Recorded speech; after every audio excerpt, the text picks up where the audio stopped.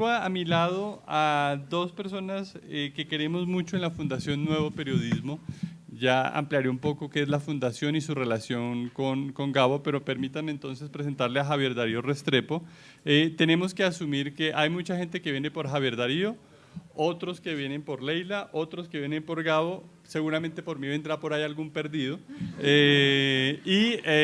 pero que no todos conocen de todo. Entonces voy a tomarme el tiempo de presentar un poco a ellos en relación con el periodismo narrativo y con la Fundación Nuevo Periodismo.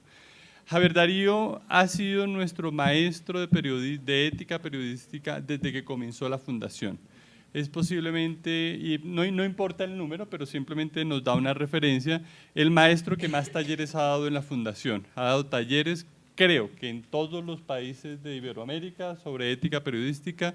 He tenido la fortuna de acompañarlo en varios de esos durante estos años que nos hemos conocido, pero antes que eso ha sido un reportero de muchos años. Quizás los más jóvenes ni siquiera nunca lo vieron en cámara, los que son o somos un poco mayores, sí lo vimos en cámara muchos años en el 24 horas y otra serie de noticieros, y desde ese momento ya para nosotros era un referente por su honestidad, por su trabajo, por la seriedad con que enfrentaba temas muy densos de una época muy complicada de Colombia. Más de 50 años de ejercicio de periodismo, y por lo menos los últimos 20 con la fundación, desde que Gabo creó este espacio dedicado a pensar la ética en América Latina. Realmente es el gran referente de este tema en el continente, no estoy exagerando nada, cuando incluso hay que hacer una búsqueda en Google, su nombre aparece primero, y a él le debemos una serie de reflexiones profundas, muy desde el oficio mismo. Lleva también con nosotros en la Fundación el consultorio de ética periodística, que es uno de nuestros espacios más consultados por muchos años, en el cual aborda temas específicos y concretos del trabajo periodístico y los ilumina con una reflexión ética que normalmente no es de él. Javier Darío, que me parece que una de sus virtudes es que no hace de juez, y una de las cosas que nos ha enseñado es que nosotros no somos jueces, sino que ilumina desde alguna perspectiva teórica, desde algún autor, desde algún ejemplo, lo cual ilumina más cada tema. Así que básicamente sea esta introducción una invitación para leerlo, para entrar al consultorio ético. Ya vamos a completar las 1000 preguntas, esperamos 1500.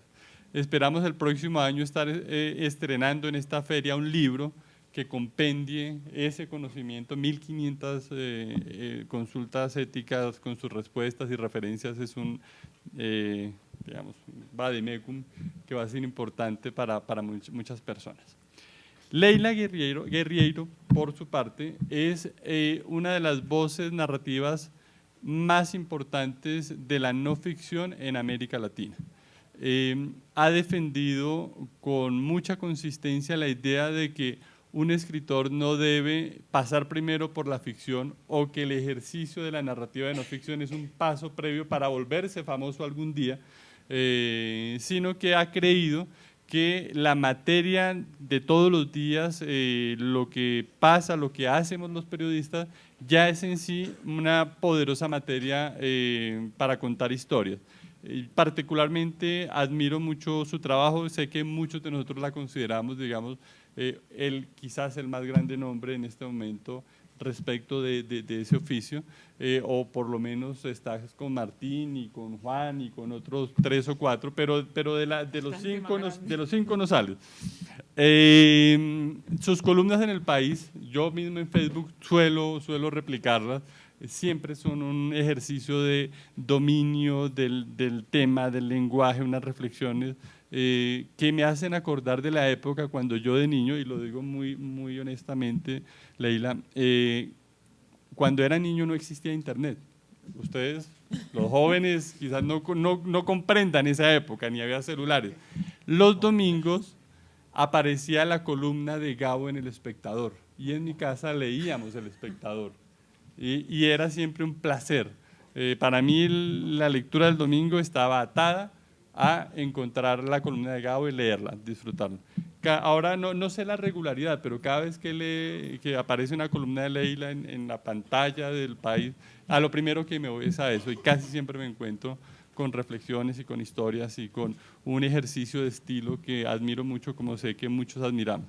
Va a dictar para nosotros, para la Fundación Nuevo Periodismo, un taller de los que llamamos clásicos, de 5 días, ahora en 15 días, ¿no? en El Salvador, en el cual reunimos, como Gabo lo soñaba, siempre unos 12 periodistas jóvenes, relativamente jóvenes, con alguien que lleva muchos años de ejercicio en el oficio, que ha demostrado coherencia, que ha demostrado valores éticos, que ha demostrado valores técnicos, y se van a reunir 5 días a aprender o a errar también, porque nuestros talleres también se dedican mucho a tener el tiempo que uno no tiene en la sala de la redacción de cometer errores, acerca de ese binomio que no se entiende muy bien entre la reportería y la narración.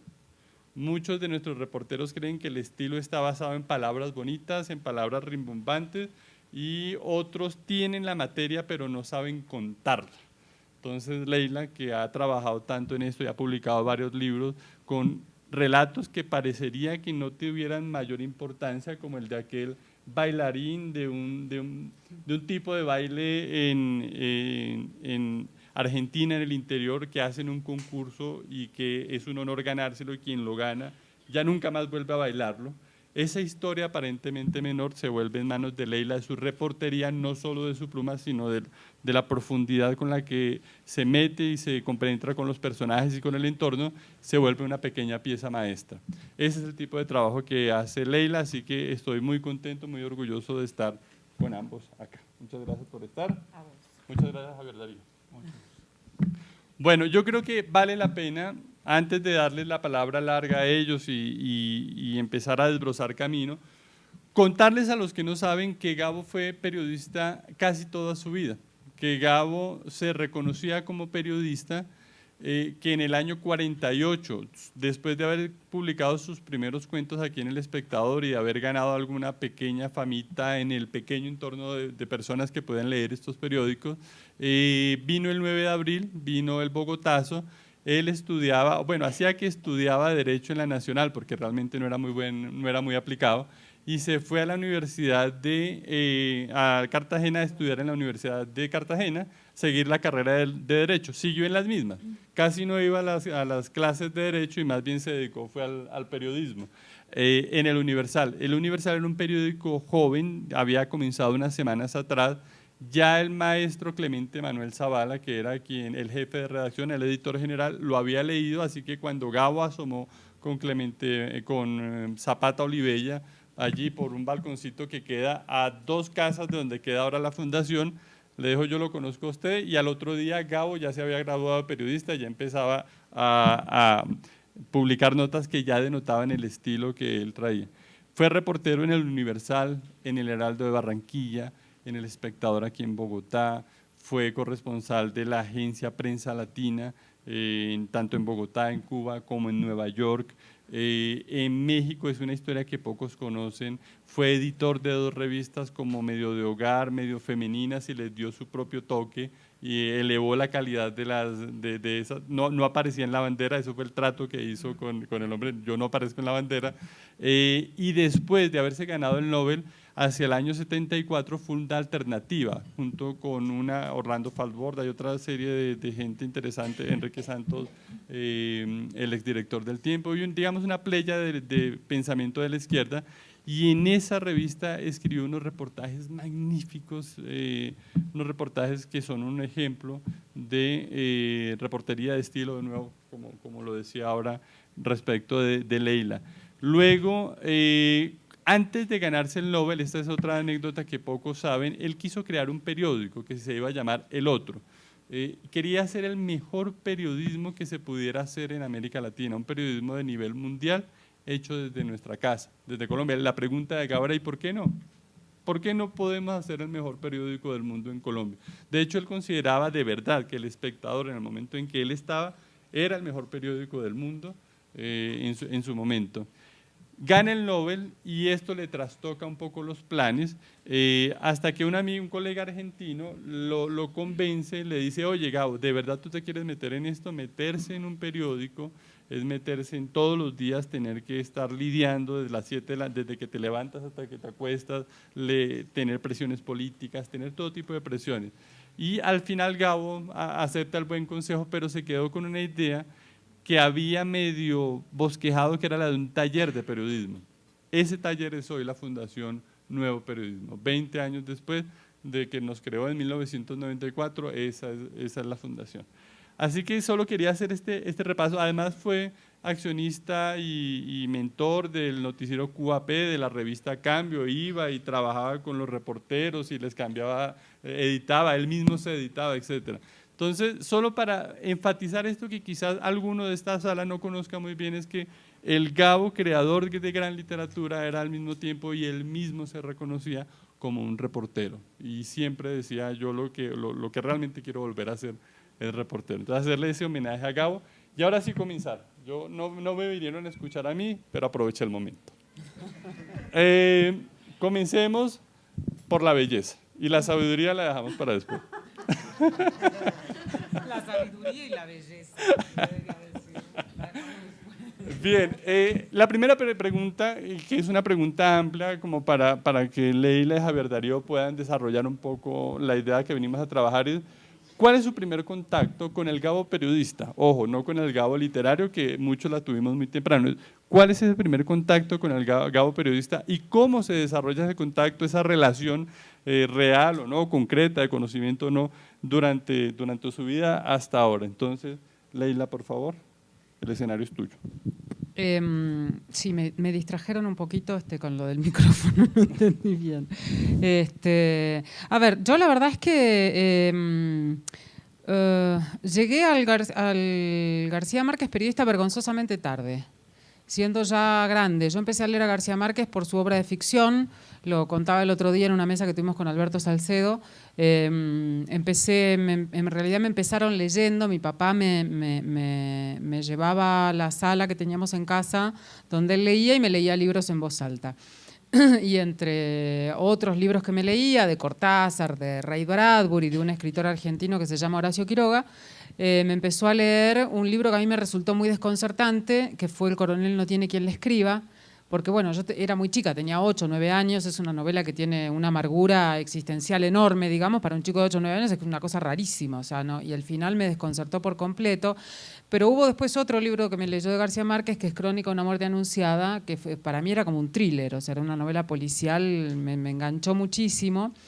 Y la verdad es que yo durante muchos años fui una lectora muy devota de García Márquez, pero no tenía idea de su faceta periodística, digamos. La verdad es que yo tampoco tenía idea de mi faceta periodística, o de que yo iba a ser periodista, con lo cual tampoco tenía, en mi casa los libros circulaban libremente, había varios libros, pero eran estos lectores de clase media ilustrada, argentina, digamos, tenía una biblioteca repleta de todo tipo de libros, desde clásicos, qué sé yo, poesía española del siglo de oro, hasta García Márquez, Vargas Llosa, pasando por Stephen King y Arthur Hailey también. O sea que había una mezcolanza importante.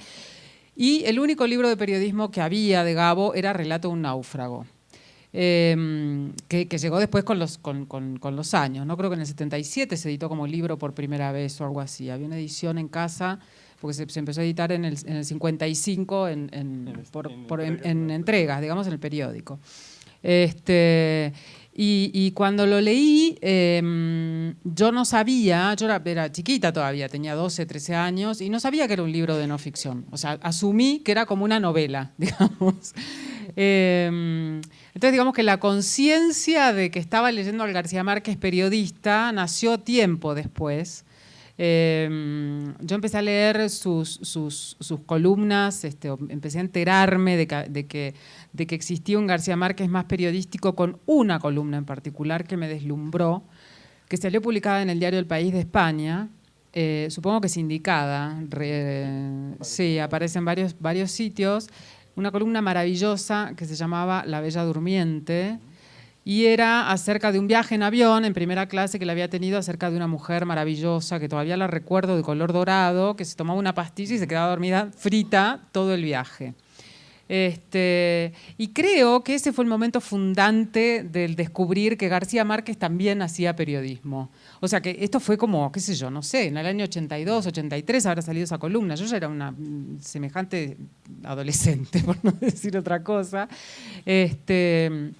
Y ahí empecé a descubrir un poco la obra periodística de García Márquez. Y ya después, bueno, siendo periodista, digamos, creo que los periodistas, como los escritores de ficción, como los fotógrafos, como los pintores, tenemos también la responsabilidad de conocer nuestra tradición. A mí me parece importante, si uno va a ser periodista, saber de dónde viene.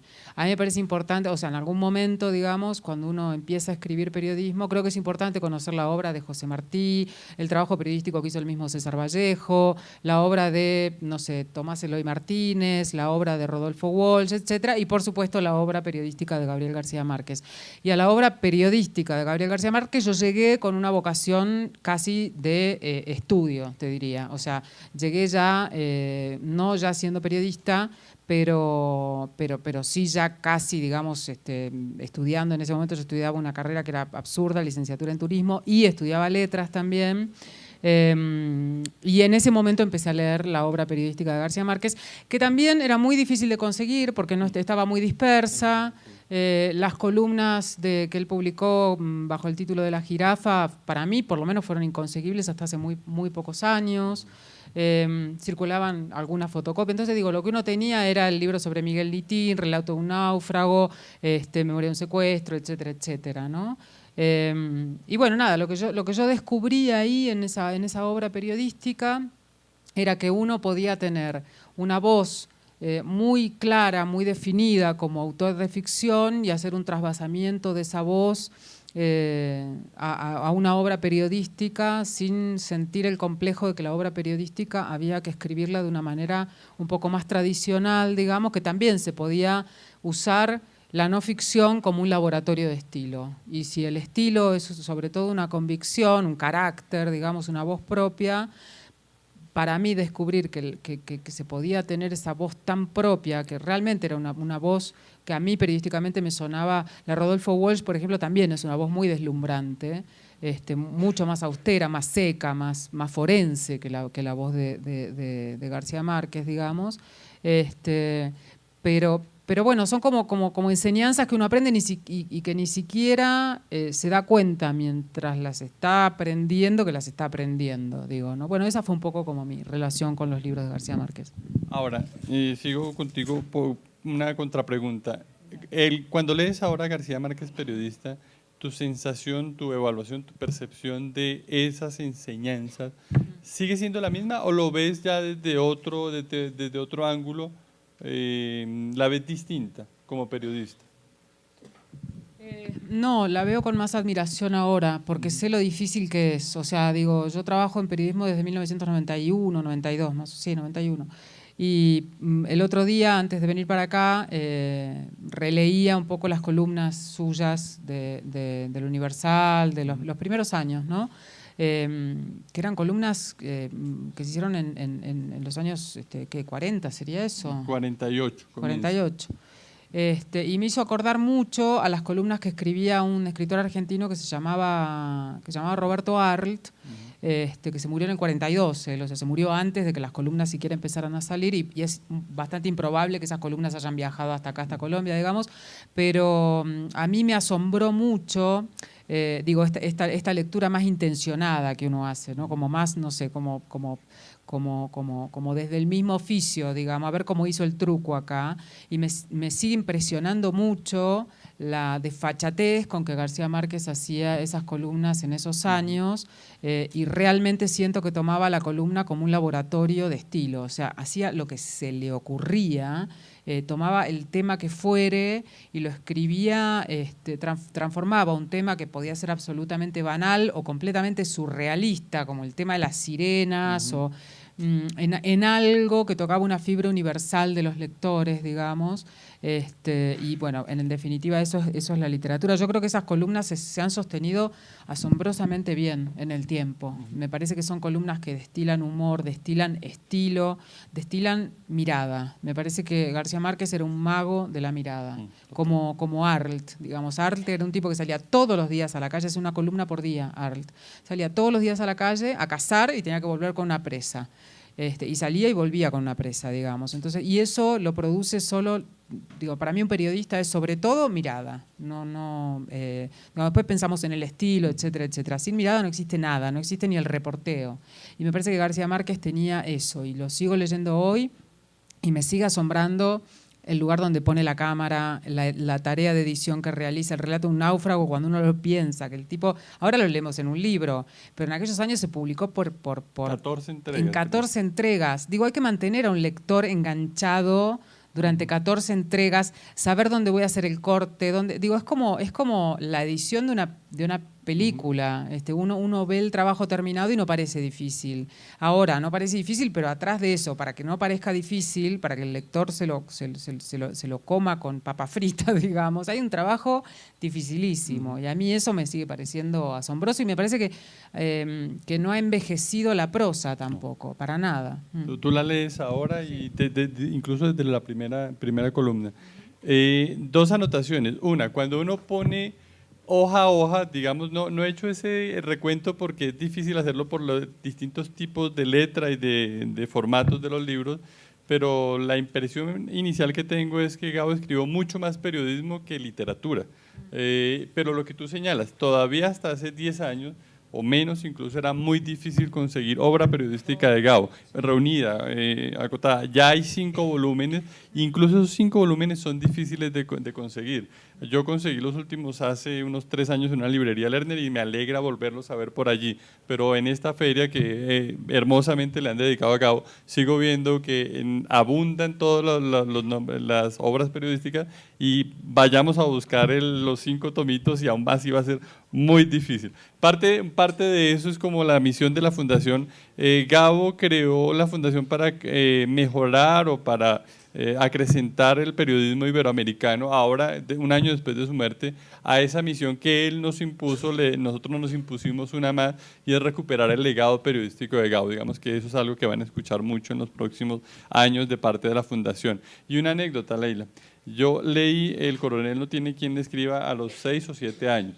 Me asombra que alguien lo haya leído tan temprano, pero debo decir que yo he sido buen lector desde temprano, no voy a ser medio humilde en eso, pero resulta que en mi casa habían libros ilustrados, el Ben-Hur ilustrado, como era una mezcla de texto y de viñetas, y Quo Vadis o alguno otro, y el tercero en tamaño que le seguía en la biblioteca era El coronel no tiene quien le escriba. Yo dije, bueno, ese es el que sigue. Ya, ahí quedé enganchado, lo he leído creo que las 20 veces. Javier Darío, te lo cambio con esto, tu relación con el Gabo periodista, para no entrar. Comencemos como con los cuentos infantiles. Érase una vez un reportero de 24 horas que había recibido una invitación de Fidel Castro para participar en un foro continental sobre deuda externa. Punto. Aparte. En la víspera del viaje tenía que ir a entrevistar a la directora de Interena, que acababa de publicar un bello libro sobre los parques nacionales. Le conté que al día siguiente yo iba para Cuba. Abrió los ojos y debió ver el brillo en mis ojos, porque inmediatamente me dijo: Javier Darío, tienes que cumplir una doble misión. Te voy a dar 2 libros, los acababa de publicar. Uno para Fidel Castro y otro para Gabriel García Márquez. De momento no calculé qué era lo que iba a suceder, pero ya en el viaje pudo más el instinto del reportero, y es la utilización de esos libros para hacerle una entrevista a Fidel Castro, con la complicidad de Gabriel García Márquez. Como ustedes ven, estaba manejando 2 ases dentro de ese póker. Efectivamente, busqué a Gabriel, le entregué el libro y le dije: ¿cómo hago para entregarle personalmente este otro libro a Fidel Castro? El hombre reportero de alma debió entender que este pobre reportero quería entrevistar a Fidel Castro y que él le iba a ayudar. Ahí es donde conocí una dimensión del García Márquez, periodista. Porque inmediatamente trazamos un plan. Me dijo, te vienes en el break de las 10 y te vienes derechito a la plataforma donde están todos, yo te abro paso. Si los guardianes tratan de impedírtelo, no les hagas caso y sigue. Cuadré a mi camarógrafo, teníamos perfectamente definido el eje visual, subí con el libro, hubo el sapo que me quiso impedir, yo no le hice caso siguiendo las instrucciones venidas de lo alto, llegué hasta donde Fidel, le entregué el libro y comencé a hacerle la entrevista. En ese momento surgió un inconveniente, y es que dentro del eje visual, la cámara allá y nosotros dos aquí, una señora se puso en la mitad. Gabriel se encargó de sacar a la señora para que se pudiera mantener el eje visual. En estos días, mi amigo Mauricio Gómez me regaló unos discos en los que hay notas que yo hice en esos años, y una de esas notas es esa entrevista. Y ahí pude ver nuevamente a Gabo sirviéndome de auxiliar y de cómplice para que entrevistara a Fidel Castro. Dirán ustedes, pero ¿ahí Gabo qué hizo de periodista? Le dio una lección enorme a este periodista. La primera, utilizar toda su influencia para ayudarle a un colega periodista, que creo que es de las grandes enseñanzas en mi vida. No negarle la ayuda a ningún colega, aún bajo el pretexto de que ese colega es de la competencia. Y cuando uno como periodista aprende eso, ha aprendido más de la mitad del oficio. Ese fue mi contacto con Gabo Periodista. Ya después vendría el primer taller de ética que dictamos en la Fundación, por instancias y presiones de él. Y luego uno de los hechos que yo nunca olvidaré, y es que Gabo fue el primero que estuvo en ese taller y utilizó ese taller para ilustrarnos con ejemplos de lo que él como periodista estaba haciendo, porque estaba escribiendo noticia de un secuestro. Y aquello fue inolvidable, tanto para los que vinieron al taller, como para mí, que dictaba mi primer taller en la Fundación. Ya desde ese momento entendí que la Fundación estaba dando pasos muy serios, puesto que según el pensamiento de Gabo, no bastaba que se aprendieran técnicas, sino que era indispensable que hubiera una ética, porque la ética y la técnica en periodismo son indisolubles. Cuando le comenté eso mientras la gente entraba al salón para comenzar el taller, yo recuerdo que me dijo, con ese desparpajo muy propio del Caribe, bueno, ¿y cómo va a ser la vaina? Le dije, la vaina es así, y le expliqué cómo se dicta un taller de ética. Y luego le expliqué, yo quiero que una idea quede muy clara, y es que uno no puede ser un periodista técnico si no es muy ético, y no puede ser muy ético si no es muy técnico. Entonces me dijo, claro, eso es tan indisoluble como el zumbido y el moscardón. Fue el origen de esa frase. Como ven, tengo muchas razones para decir que me siento muy orgulloso de trabajar con la Fundación y particularmente de haber hecho mi taller con Gabriel y particularmente de haberlo tenido como cómplice para una entrevista buena o mala. Yo creo que fue mala, pero para una entrevista con Fidel Castro. Javier Darío.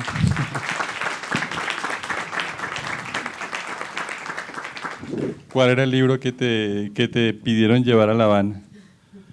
Es un libro que es descripción de los parques nacionales. Ese estilo de libros que… Coffee Table, de grandes imágenes. De grandes imágenes, y por cierto, muy bellas imágenes, pero no tenía otra particularidad. ¿Y ya conocías a Gabo en ese momento? En ese momento como lector. Como lector, ¿de obra periodística o de obra particularmente literaria? De obra periodística. A mí me había seducido particularmente el relato que él había hecho de la toma del palacio. ¿De sandinistas? ¿Ah? ¿De los sandinistas? La toma de los sandinistas. Sí. Después me tocó hacer el cubrimiento de la entrada de los sandinistas a Managua, y me sirvió mucho todo el conjunto de datos que había obtenido en la lectura de ese… Claro, porque tú conoces, supongo, conoces al Gabo periodista más en la época de Alternativa, de esos reportajes, o ya antes en la vieja época… No, en Alternativa, y desde luego en Alternativa para mí era deslumbrante. Yo era un reportero de poco vuelo en ese momento, y veía a esas aves de grande vuelo y de inmensas alas, y sentía que eso era lo que había que hacer. Por ahí era la cosa. Sí, por ahí era la cosa. Muy bien. Bueno, esta mesa se llama Gabo como maestro del nuevo periodismo latinoamericano. Y maestro tiene varias acepciones. Puede ser maestro porque dictó talleres, como lo hizo con la Fundación en sus primeros años, y se dedicó a fortalecer nuestra manera de hacer talleres. Maestro porque escribió una ingente obra periodística, maestro porque hizo gestión para que hubiera estos talleres con maestros y alumnos. Hay distintas lecturas del Gabo como maestro del nuevo periodismo. De obra. Y el maestro de obra. Entonces, exploremos un poquito esa línea, a ver qué nos va diciendo para cumplir la expectativa por la que tenemos aquí unas 200 personas. Sí, en mi caso, digamos, yo no lo conocía a él personalmente, nunca digamos, no lo tuve como maestro de carne y hueso, digamos. Pero sí creo que fue… digamos, yo llegué a él como lectora y por supuesto, bueno, uno a lo largo de los años empieza a enterarse de cuál es el concepto, la idea que tiene García Márquez del periodismo, la forma de abordar ese trabajo periodístico. Y creo hoy, en una mesa de hace un rato, alguien, Senel Paz, dijo algo muy bonito de García Márquez. Y eso muy bonito tenía que ver con la palabra obrero. Dijo algo así como que García Márquez era un obrero del oficio periodístico, una persona, un trabajador, digamos. Y a mí esa faceta me llena de mucha admiración, porque siento que aún sin haberlo conocido, esta parte de ser un obrero del oficio, de trabajar, digamos, no solo para que muchos más pudiéramos hacer lo que queremos hacer y que lo intentó ayudarnos a que lo hiciéramos de una manera mejor, digamos, sino que esta idea como de la disciplina asociada al oficio periodístico, ¿no? Un periodista no es buen periodista simplemente porque escribe bonito, digamos, y porque le bajó la musa y porque encontró un estupendo arranque de un texto, etcétera. Un buen periodista es un periodista que hace un buen reporteo, que establece una buena mirada sobre el territorio, que después escribe eso estupendamente bien y que además todo eso lo hace en el tiempo en el que su editor le ha indicado que lo haga, en la cantidad de caracteres que su editor le ha indicado que lo haga, y llega al 1 de abril o el 15 de mayo o el 22 de septiembre con un texto acabado, terminado, limpio, etcétera. Y no sume a su pobre editor en una zozobra permanente de no me está llegando el texto, etcétera, etcétera. Yo siento que García Márquez tenía esta idea de que un periodista era un ser completo, digamos, y me parece que esto pasaba también por muchas cosas, como por ejemplo por la ética. O sea, digo, no me parece que sea digamos, menor el hecho de que estemos acá con Javier, que ha llevado este laboratorio de ética durante tantos años y que la ética sea como una pata tan importante de la fundación, digamos, siendo que, digamos, la ética como sistematizada, ¿no? Y me parece, bueno, que para mí por lo menos ha sido un maestro en ese sentido, en la idea del periodista como un ser íntegro, integral e íntegro, digamos, ¿no? Un tipo cuya labor no termina con acá tenés el texto, sino que el texto además está sostenido por una coherencia y elaborado a partir de un trabajo serio, respetuoso con la realidad, con la ética periodística, etc. Retomo, Javier recordaba algo por lo que tú arrancaste, que no sé si lo tomaste, es que en Colombia a los obreros de obra le decimos maestro, es el maestro, pero además Gabo cuando escribía durante muchos años se ponía un overol. Él se levantaba y se ponía y salía a almorzar con el overol de trabajador. Tenía una noción allí bien interesante del trabajo físico y de la dedicación. Pensemos la isla para pasar ahorita a Javier Darío, un poco en el contexto de estos otros periodistas latinoamericanos que han ejercido el periodismo a nivel de magisterio, digamos. Si hay esto, si hay un magisterio de Gabo asociado a un Tomás Eloy Martínez, a otros, o es simplemente una lectura desde nuestro punto de vista. ¿Tú crees que hubo como un momento en el que sí hubo ciertos periodistas que quisieron dejar un mensaje de integridad, etcétera, etcétera? ¿O un poco estamos con el paso de los años engrandeciendo algo que quizás era más naturaleza del oficio, más de la integridad, del desarrollo profesional estándar? Qué pregunta. No, bueno, a ver, digo, a mí me parece que García Márquez tenía claramente con el gesto, el hecho de crear la fundación, no me quiero repetir, digamos, yo escribí esto la semana pasada y creo que pudiendo haber hecho con su poder y con el dinero y lo que fuere otra cosa, una beca para novelistas, hizo una fundación para periodistas. Me parece que ese es todo un gesto, que pudo haber puesto como todo su no sé, eso, su poder, su capacidad de influencia. Su capacidad de influencia, haber marcado el cine, por ejemplo, haber marcado el periodismo, me parece que sí, es por ahí. Me parece que eso es algo y que no es un gesto menor.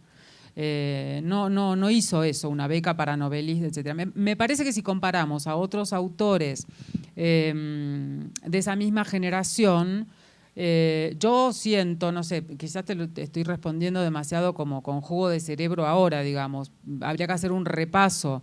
Me parece que claramente hay una diferencia grande. Digo, García Márquez sí tuvo la intención de sistematizar a través de los talleres la enseñanza. Yo no sé si hubo en otros periodistas esa intención y me parece que la Fundación de alguna forma nucleó todas esas intenciones dispersas y hubo, bueno, Tomás Eloy Martínez dictó talleres en la Fundación, maestros de todos nosotros como gente que admiramos, que sé yo, Villoro, Almar Guillermo Prieto, Martín Caparrós, gente que de pronto es como de una generación anterior a la mía, a la nuestra, se transformaron de pronto en los nuevos referentes para muchos de nosotros. Digo, la Fundación también como que cambió los referentes nuestros, antes eran gringos, digamos, ya estaban Tom Wolfe, Joan Didion, etc. Yo siento que los referentes de los periodistas latinoamericanos ahora, hoy día, son otros periodistas latinoamericanos. Y yo no sé qué hubiera pasado, digamos, a lo mejor el proceso hubiera sido más lento. Yo creo que la vocación de fundar la fundación, para ser redundante, marca una clara intención de legar, de dejar un legado. Yo no sé si eso existió en otros, que a lo mejor existió y no tuvieron la posibilidad de hacerlo, digamos. Ahora en este momento existe la Fundación Tomás Eloy Martínez en Buenos Aires, que es una fundación que tiene una doble vocación de ficción y no ficción, digamos. Pero bueno, la fundación existe hace 20 años y me parece que está como no sé si estamos enalteciendo vanamente algo que, bueno, pudo hacer cualquiera. A mí me parece que con los mismos recursos pudo haber hecho cualquier otra cosa, irse de viaje en un crucero con Mercedes eternamente. Y bueno, hizo esto. Me parece que es una declaración de principios también. Te agradezco la respuesta. Así tenés más empleo durante más. Javier Darío, tú estuviste más cerca del Gabo maestro, digamos, en algún sentido. ¿Qué reflexiones te suscita el título de esta mesa y este tema de Gabo como maestro del nuevo periodismo? Oyendo a Leila, he estado recordando un taller en el que le planteé a mis colegas periodistas, no sé de qué país, les planteé el siguiente problema.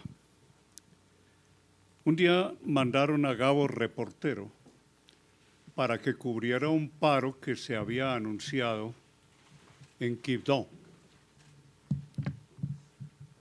Gabo aterriza en Quibdó y lo primero que se encuentra es: aquí no hay ningún paro. Eso es puro paro, en el lenguaje costeño. Entonces Gabo avisó: aquí no hay ningún paro, pero voy a trabajar. Y se dedicó durante varios días a conversar con la gente, a ver cuál era la situación, fue a algunos pueblos cercanos y cada día mandaba una crónica para el periódico que desde luego multiplicó sus ventas con esas crónicas. Al cabo de unos pocos días de estarse publicando las crónicas, la gente había visto tan claramente la situación en que estaba que estalló el paro. La pregunta que yo les hacía a mis colegas y que yo mismo me hacía es: esta conducta de Gabo, ¿qué? ¿El paro fue real o fue inducido? ¿Lo de las crónicas fue ficción o era pura noticia? ¿Qué pasó ahí? Y recuerdo que la conversación fue muy viva, porque alguno de ellos levantó la mano y dijo: yo creo que lo que aprendimos de Gabo en esa oportunidad es que los periodistas no somos para estar escribiendo croniquitas, sino que la crónica tiene que ser la voz de un líder, porque el periodismo tiene un liderazgo natural y es un liderazgo que tiene que ejercer. Y en esa oportunidad, simplemente con contar los hechos, tal como él los contó, ejerció su papel de líder, porque hizo que la gente descubriera algo que tenía escondido, y es: no hay derecho a que nosotros estemos viviendo en esta situación, y no hay derecho a que sigamos siendo tan pasivos frente a una situación como esta. Y por eso estalló el paro. A partir de esa reflexión pensé en otras oportunidades de lo que fue la actividad de Gabo, para caer en la cuenta de que hay un problema. Me lo plantearon también a propósito de Kapuściński, un reportero, un escritor polaco. Estaba reuniendo material para escribir una biografía de Kapuściński y me escribió planteándome muchas inquietudes que había y que tenían que ver con el mismo problema. Esta clase de periodistas, ¿qué hace? ¿Hace periodismo o hace ficción? ¿O hace una combinación seductora y enviciadora de ficción y de periodismo?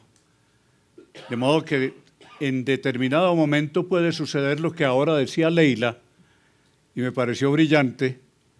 Leí esa primera novela o ese primer escrito y yo no sabía si era una novela o si era una realidad. Yo creo que allí está la gran fuerza de Gabo y el gran trabajo que ha hecho la Fundación con los periodistas. Revelarle a los periodistas que la realidad no es únicamente ese esquemita simple, breve, de lo que es noticia, sino que hay que pasar a lo otro, a la crónica. Y que la crónica, y esto se lo leía yo a Hannah Arendt, La crónica tiene el efecto de hacernos participar porque nos hace comprender.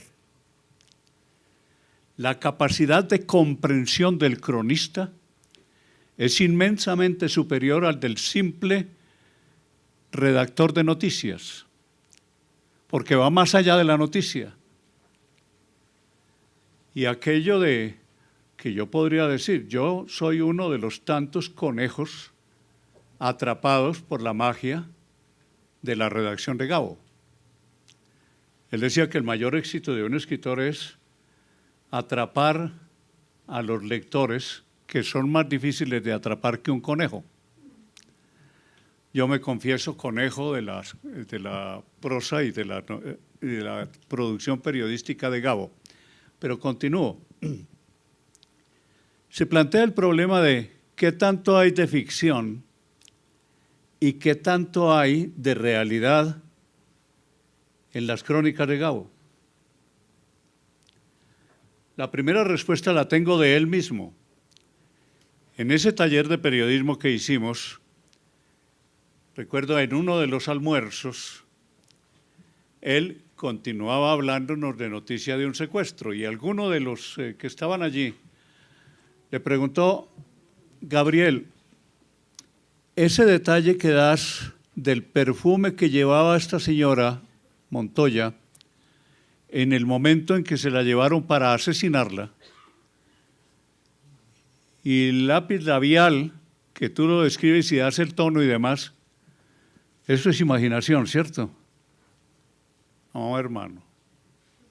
Si usted en una crónica le cambia el color de los ojos a alguno, se tira la crónica. Es decir, un hombre tan riguroso en eso, como lo recuerda Freddy Padilla, a quien le correspondió alguna vez la tarea de ser el datero de Gabo cuando acababa de llegar, de hacerle la entrevista a nuestro Chávez. Y es una entrevista que habla de un hombre en dos dimensiones. ¿Cómo es el título? Algo por el estilo. Sí. Total que esa noche él iba a desgrabar y a redactar la entrevista.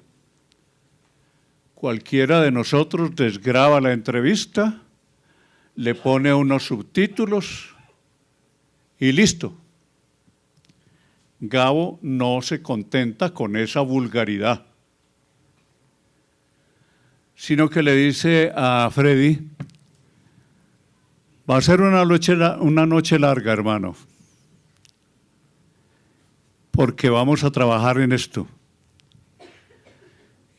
Y durante la noche hay que despertar a un comandante de una base militar para preguntarle sobre cuál era la preferencia que tenía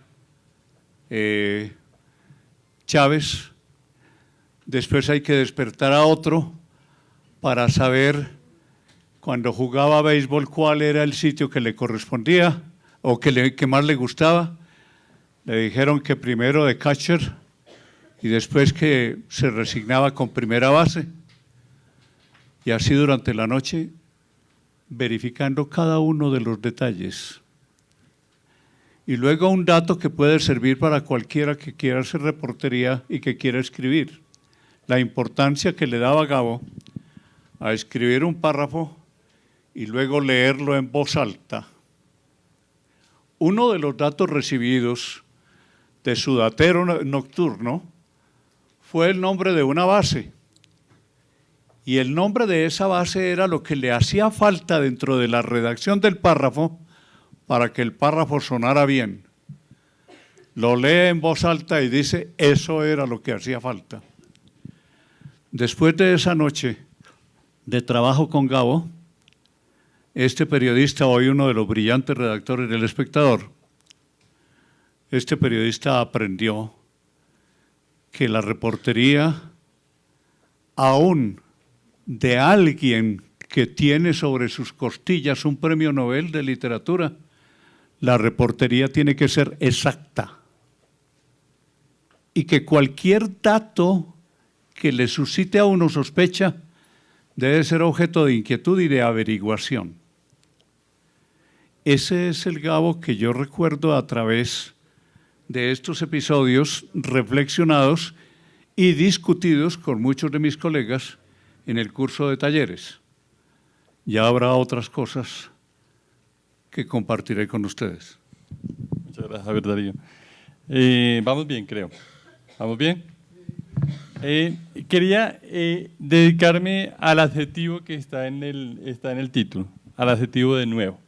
Y sobre esto voy a hacer una introducción que pega un poco con lo que nos contaba Javier Darío. Gabo empieza como reportero en un momento en que se permitían ciertas licencias poéticas y ciertas licencias de hechos para escribir una crónica. Había el caso de Jiménez, pocos años antes del 48, en El Tiempo, no sé si tú conoces esta historia, pero tú sí la debes conocer. Jiménez era un reportero que cubría los suicidios amorosos en el Salto de Tequendama. El Salto de Tequendama tiene unos 100 metros de altura, etc. Sí. Entonces, él tenía un alter ego que era Joaquín de Arce, o un poetastro español, Rodrigo de Arce, Jiménez escribía los poemas en un papelito y se los metía al suicida dentro del bolsillo. Y en su crónica decía que el suicida tenía un poema del Rodrigo de Arce en el bolsillo y se volvió todo un personaje. Esto para reflexionar que Gabo entra en un momento en el periodismo en que aquello no era por lo menos tachado como una, voy a decirlo de una manera fea, como una aberración. Y el mismo Gabo comienza no como reportero de calle, sino como alguien que recibía cables de agencia internacional y sobre eso creaba algún tipo de historia o con alguna pequeña anécdota de la ciudad creaba una historia. Gabo se vuelve reportero de calle, es aquí en El Espectador, con estos grandes reportajes de Medellín, de Chocó, etcétera, etcétera.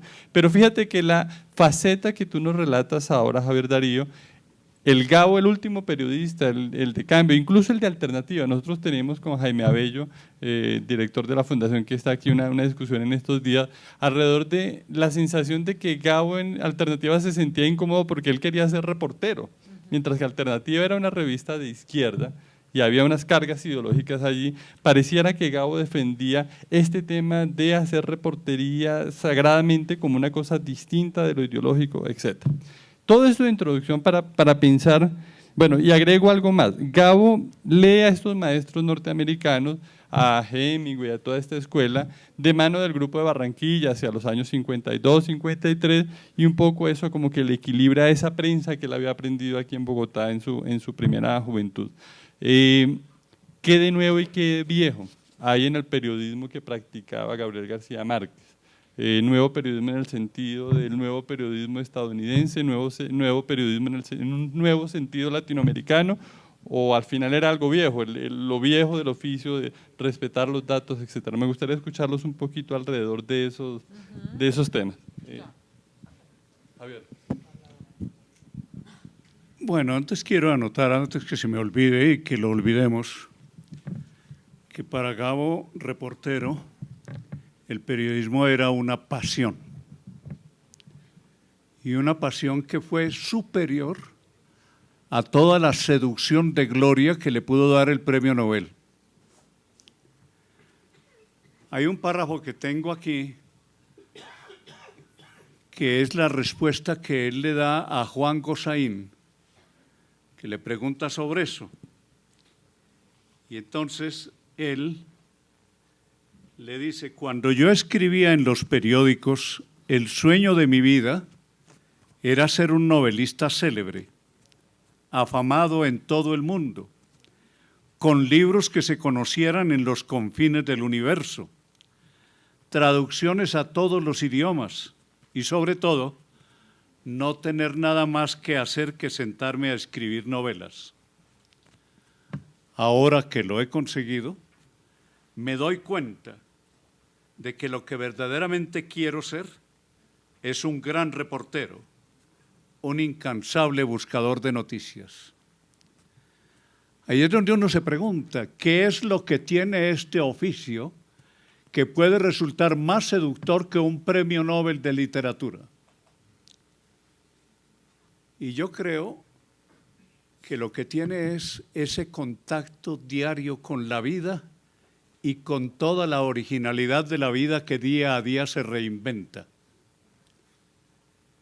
Y eso es lo más seductor que tiene la reportería. Cada vez que tú entrevistas a una persona, que conversas con ella, es como si estuvieras entrando en un continente nuevo e inexplorado. Porque cada persona es eso, un continente. Y el periodista tiene el privilegio de entrar a un continente nuevo todos los días. Y es lo que leo en ese entusiasmo con que Gabo acomete todas las tareas de reportería. No simplemente por esa cosa medio infantil que tenemos los periodistas de decir, yo entrevisté a Fidel Castro, ¡hey! Eso es lo menos importante.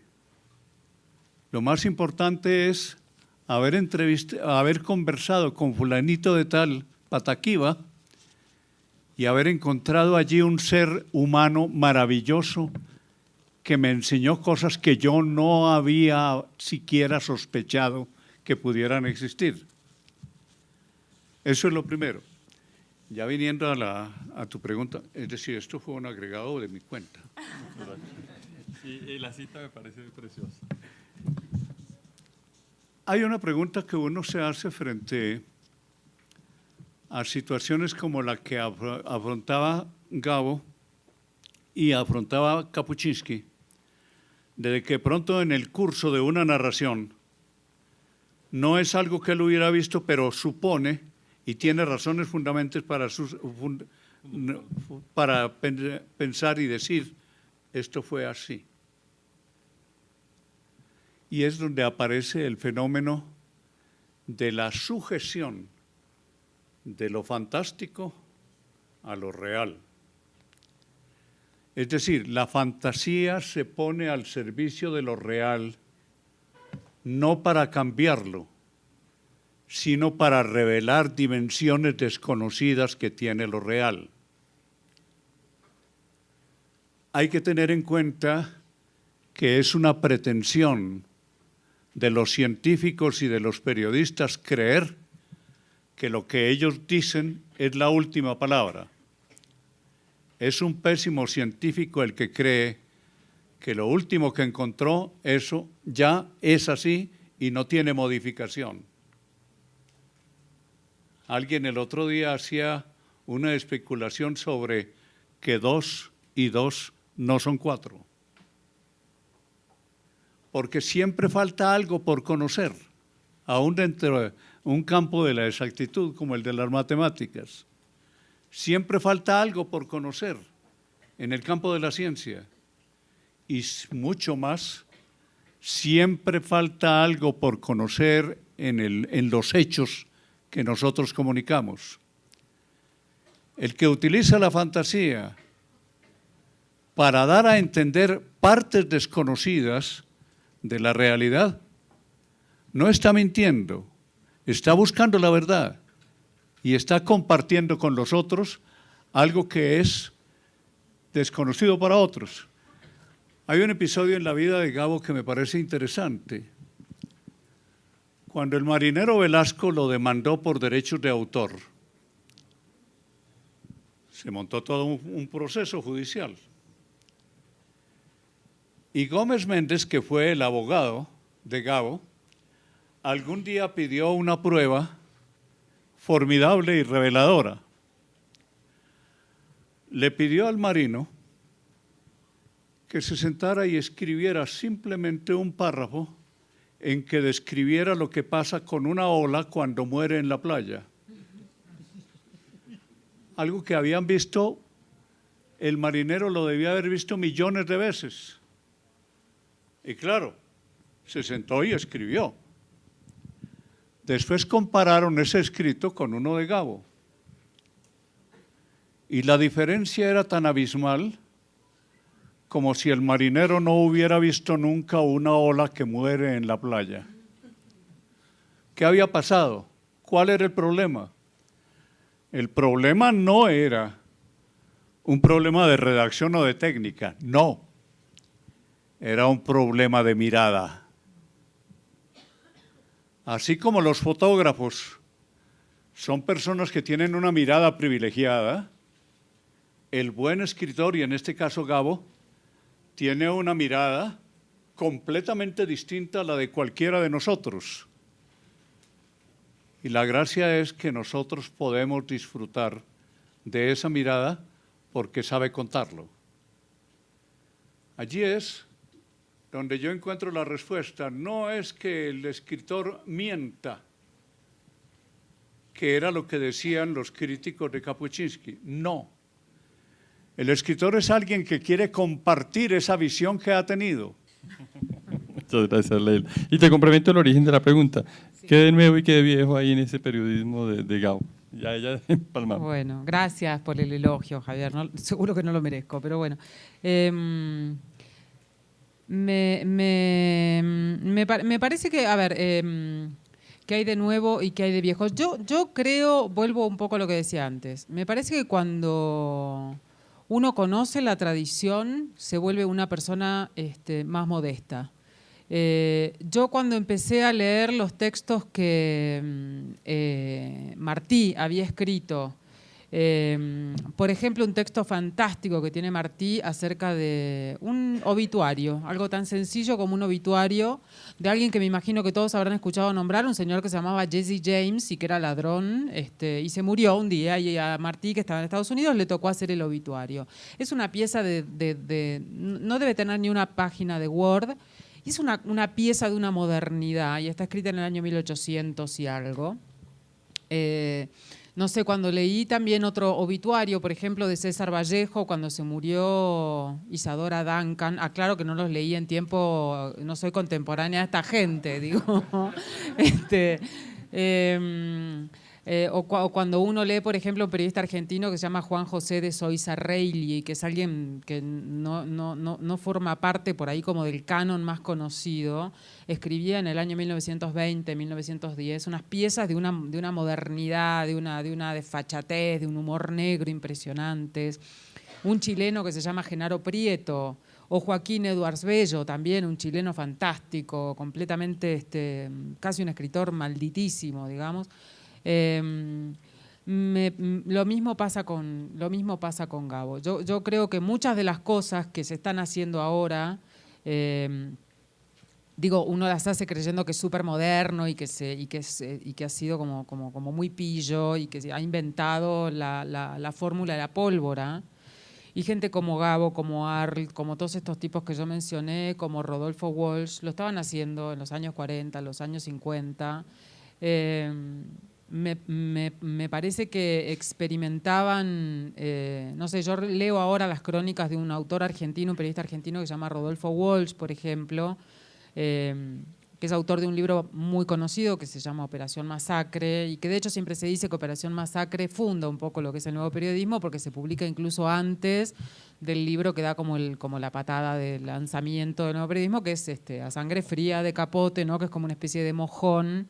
Y sin embargo, Walsh lo publica antes. Lo que pasa es, bueno, de vuelta a lo que dijo José Luis, no había internet. Entonces la gente no se enteraba y las cosas circulaban menos, digamos, ¿no? A mí me parece que en la prosa de esta gente, en la mirada de esta gente, transformaron su narrativa o su prosa en un laboratorio de experimentación, digamos. Y me parece que se animaban a cosas que muchos no nos animamos ahora. Me parece que hubo en aquellos años más renovación, más experimento formal que el que estamos haciendo los periodistas hoy en día. A mí yo me incluyo, o sea, me reconozco, esta cosa como del nuevo periodismo. A mí me parece que los experimentos, de alguna forma, la gran noticia del nuevo periodismo, que era como contar una historia real, como hacer un cuento real, como decía García Márquez, me parece que llevamos ya muchos años de eso y que no hemos, no ha habido como en los últimos 20 años, digamos, periodistas que por ahí tomáramos un riesgo equivalente a lo que significó eso en su momento. Me parece que hubo más innovación, o sea, había mucho más nuevo en García Márquez cuando recién empezaba a hacer esto, que por ahí en un tipo que tiene hoy 25 años y empieza, siento que hay como una cosa más de fórmula, qué sé yo, mucha gente cree que para que sea atractivo lo escribo en primera persona, o para que parezca interesante, intelectual y prestigioso lo escribo todo fragmentado. Entonces cada 3 párrafos pongo un asteriscos y divido los párrafos y hago bloques de texto y escribo raro y más o menos bonito y con eso ya lo solucioné, digamos.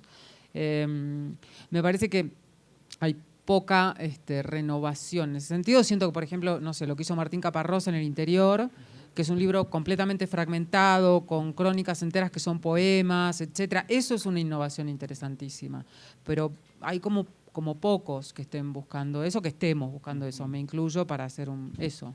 No sé si responde tu pregunta. Creo que sí, porque la siguiente pregunta que tenía, pero ya me di cuenta del reloj, era un poco que al hablar de un maestro se supone que hay unos estudiantes, alumnos, talleristas, etcétera, y quería explorar un poco, pero creo que tú lo respondiste. Me quería preguntar si el Gabo maestro tiene ahora buenos alumnos, por decirlo de alguna manera, pero creo que en parte tú lo respondes. ¿Tú tendrías algo que decir al respecto, Javier Darío? ¿Sientes que los periodistas de ahora, o que hay una camada de periodistas que siguen un poco esa mirada, no solo de Gabo, digamos, de Gabo, de Tomás Eloy y de Roberto, de Rodolfo, o estamos, como señala Leila, en un momento en el que la innovación en la narración no es tan fuerte? ¿Qué percepción tiene? Yo creo que nos pasa lo que a los viejos con Internet.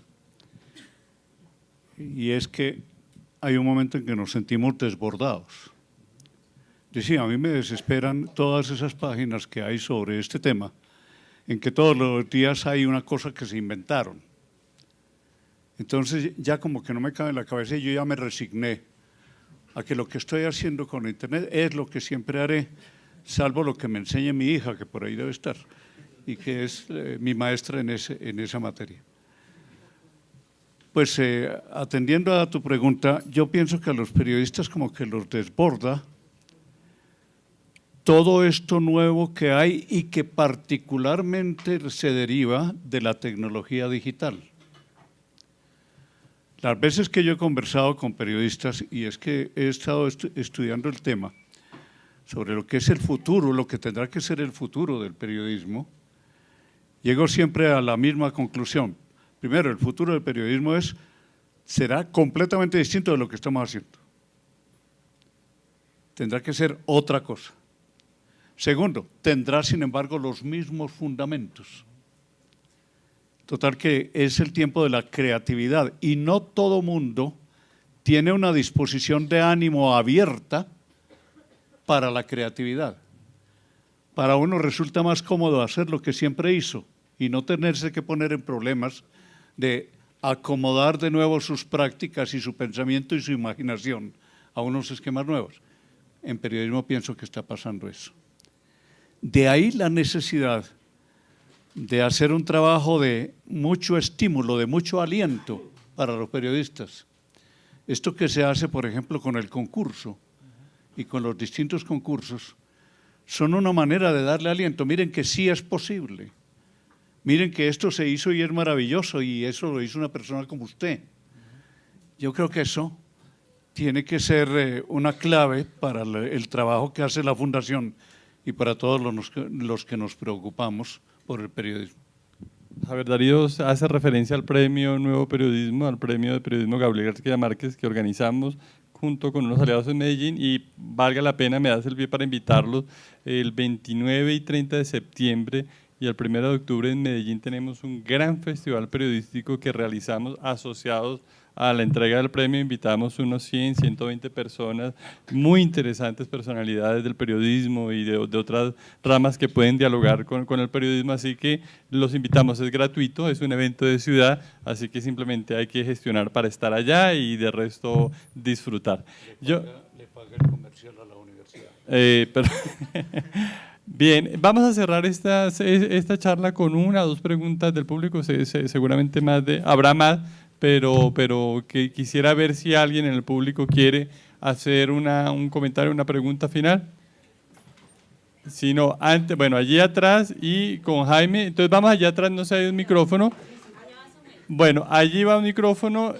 Antes de que empiece la desgranada de la mazorca, de nuevo muchas gracias a la Universidad de Externado por organizar estas jornadas, a la Feria del Libro que ha tomado la iniciativa de homenajear a Gabo y a Macondo este año, a Javier Darío, muchas gracias, Leila, muchas gracias por este ratito. Viene aquí atrás una pregunta y luego Jaime Abello. Muchas gracias. A ver, mi nombre es Silvio Posada Castaño, periodista empírico, con 45 años de ejercicio en la profesión. Para el maestro Javier Darío, mi colega y amigo de mucho tiempo y mi maestro, ¿usted cree, Javier Darío, que Colombia esté preparado? Apenas hace un año murió Gabo. ¿Está preparado Colombia para tener quien reemplace a Gabo? No para un Nobel, sino que quien lo reemplace en la forma literaria, que no nos cuente tanto el cuento de Macondo, que cuente más todo lo que es a nivel nacional. Es que nos quedamos con Macondo y me duele, yo soy colombiano, soy paisa, pero es que no hablan sino de Macondo. Muchas gracias. Pregunta si hay alguien que pueda reemplazar a Gabo, no tanto de que se gane un Nobel o no, sino en su calidad narrativa.